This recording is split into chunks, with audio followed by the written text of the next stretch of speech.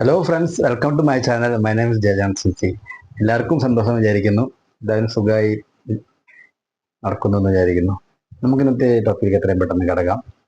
ഇന്നത്തെ എൻ്റെ ടോപ്പിക്, നമ്മളുടെ നിയന്ത്രണം നമ്മൾ തന്നെയാണ് നടത്തേണ്ടത്.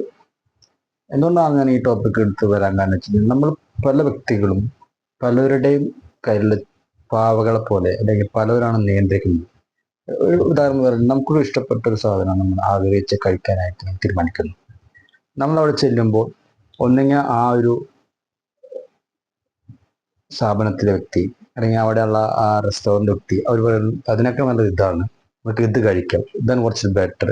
എന്നാൽ നമ്മുടെ മൈൻഡ് ഡിസ്പ്യൂട്ട് ആകുന്നു, നമ്മുടെ ആഗ്രഹത്തെ നമ്മൾ മാറ്റുന്നു, നമ്മൾ അവർ പറഞ്ഞ പോലെ ചെയ്യുന്നു. ഇതെല്ലാ വ്യക്തികളും ചെയ്യുന്നു എന്നല്ല പറഞ്ഞത്. മെജോറിറ്റി കാര്യം അവരൊരു ഉറച്ച തീരുമാനമില്ലാതെ അല്ലെങ്കിൽ പല വ്യക്തികളുടെ സ്വാധീനങ്ങൾ ഇടപെടലുകൾ കൊണ്ട് നമ്മൾ മാറ്റം വരുത്തുന്നു. ഇതൊരു ചെറിയ ഉദാഹരണം മാത്രമാണ്. ഇതുപോലുള്ള പല കാര്യങ്ങളും, ഇപ്പം നമ്മുടെ കരിയർ, നമ്മൾ ചിലപ്പോൾ ഹയർ എഡ്യൂക്കേഷൻ പഠിക്കാനായിട്ട് നമുക്ക് ചിലപ്പോൾ ആഗ്രഹം നമ്മുടെ ഈ ഒരു കാര്യമായിരിക്കും നമുക്ക് പഠിക്കാം, അല്ലെങ്കിൽ ഈ ഒരു മേഖലയ്ക്ക് പോലായിരിക്കും നമുക്ക് താല്പര്യം.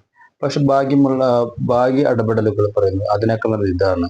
ചിലപ്പോൾ ആ പറയുന്ന വ്യക്തിക്കായിരിക്കും അത് ചിലപ്പോൾ നല്ലത് തോന്നുന്നുണ്ടായിരിക്കും. പക്ഷെ ഇത് അൾട്ടിമേറ്റ്ലി ഈ തീരുമാനം എടുക്കുമ്പോൾ അതിൻ്റെ അത്യന്തികമായ എല്ലാ കാര്യങ്ങളും ഫേസ് ചെയ്യേണ്ടത് ഇത് എടുക്കുന്ന ആളായിരിക്കും.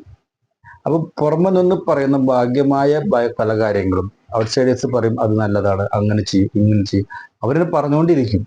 നമ്മൾ ആ ഒരു പറച്ചിൽ അല്ലെങ്കിൽ ആ ഒരു നിർദ്ദേശങ്ങൾ നമ്മളുടെ ജീവിതത്തിൽ നമ്മൾ അതിനെ കാര്യമായ രീതിയിൽ അതിനെ നോക്കി കാണാതെ എന്നാൽ ബ്ലൈൻഡായി എന്നാൽ ശരി അതുവരെ നമ്മൾ ആ വഴി പോകുമ്പോൾ നമ്മുടെ വ്യക്തിത്വം അല്ലെങ്കിൽ നമ്മുടെ ആഗ്രഹങ്ങൾ, നമ്മുടെ ലക്ഷ്യങ്ങളിൽ നിന്ന് നമ്മൾ വ്യതിചലിക്കുകയാണ് ചെയ്യുന്നത്. അപ്പോൾ നമ്മൾ ഒരു കാര്യം തീരുമാനമെടുക്കുമ്പോൾ അല്ലെങ്കിൽ നമ്മളിൽ തന്നെയാണ് ഒരു വിശ്വാസം അർപ്പിക്കേണ്ടത്. നമ്മൾ മറ്റുള്ളവരെ വിശ്വാസം അർപ്പിക്കാനും ഉപരി നമ്മൾ തന്നെ സ്വയം വിശ്വസിക്കുക. അതായത് നമ്മളിൽ തന്നെയുള്ള ഒരു വലിയ ഒരു വ്യക്തിത്വം നമുക്കുണ്ട്, നമ്മൾ ചെയ്യുന്ന കാര്യങ്ങൾ തീരുമാനം കറക്റ്റായിരിക്കും എന്നുള്ളൊരു ആത്മവിശ്വാസത്തിൽ പുറത്തായിരിക്കണം നമ്മൾ എന്ത് തീരുമാനം എടുക്കേണ്ടതും, നമ്മൾ എന്ത് നിർദ്ദേശങ്ങളും നമ്മൾ കേൾക്കേണ്ടതും. നിർദ്ദേശങ്ങളെല്ലാം കേൾക്കാം, പക്ഷെ അതിൽ നല്ലതാണെന്നുണ്ടെങ്കിൽ മാത്രം നമ്മളത് മുന്നോട്ട് പോയാൽ മതി.